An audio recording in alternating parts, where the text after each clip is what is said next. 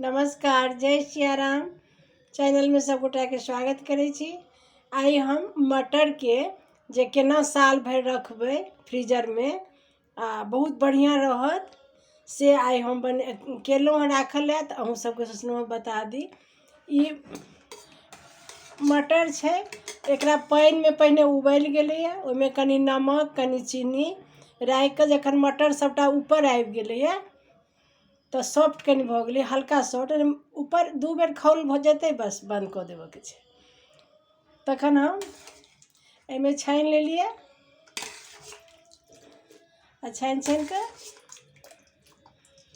एकरा कनि फरहर हेतै, पानि खूब बड़ नीक से एकरा सुखा जेतै। तखन एकरा की करबै, खूब फरहर, पानि नहीं रहबाक चाही, पानि एकदम बढ़िया से सुखेबाक चाही।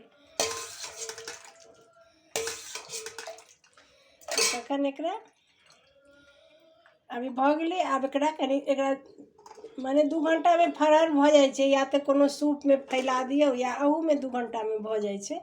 तकर बाद एहिमे भरि कऽ भरि दियौ आ भरि कऽ आर छोट पैघ जतेटा ई होय तऽ बंद कऽ कऽ फ्रीजर में एकरा राखि देबै तऽ ई सालों भरि चलि जाइ छै। आ जखन काज हैत तखन एकरा निकाली आ फिर सब्जी जते काज हो ओते बनाबी, या नहीं तो छोट भी पैकेट में डालि सकै छी।